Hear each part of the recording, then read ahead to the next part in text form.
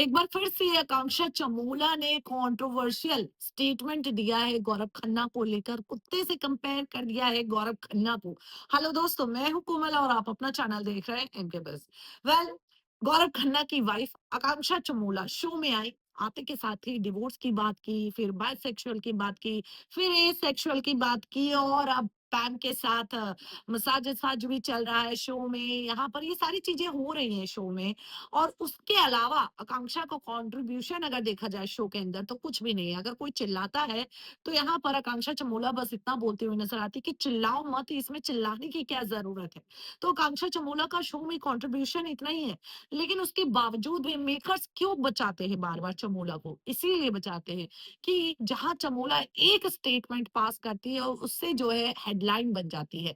अब ऐसे में बीते एपिसोड में हमने देखा कि विन्नी आई धीरज धूपर से मिलने के लिए और एक क्यूट मोमेंट भी हम सबको देखने को मिला और सभी लोग इमोशनल भी होते हुए नजर आए।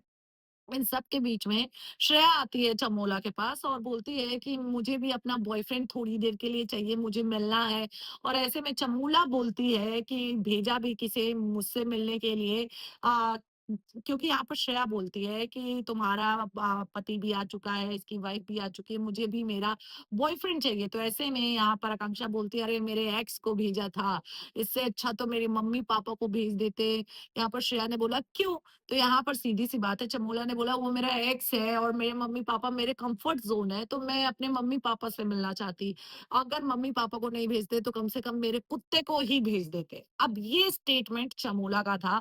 मतलब गौरव खन्ना, इतनी सारी कंट्रोवर्सी हो गई उसके बावजूद भी आए और चमोला को ऑन स्क्रीन कुछ कहा भी नहीं, उसके बावजूद भी चमोला कोई कसर नहीं छोड़ रही है गौरव खन्ना को नीचा दिखाने में।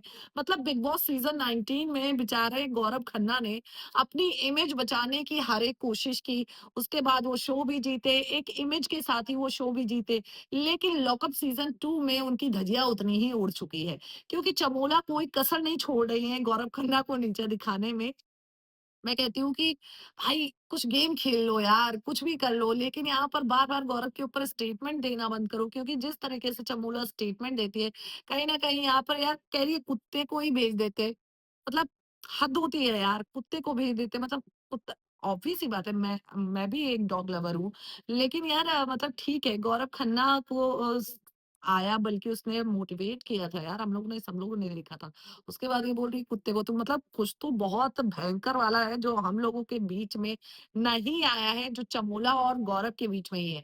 और इसी तीसरे सीक्रेट के लिए ही चमोला को शो में रखा गया है।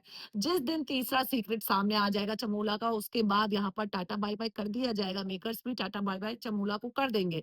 अब तीसरा सीक्रेट जो है भाई इसी से रिलेटेड होने वाला है, कुछ भयंकर होने वाला है, क्योंकि चमोला जिस हिसाब से गौरव से नफ़रत करती है वो साफ पता चलता है।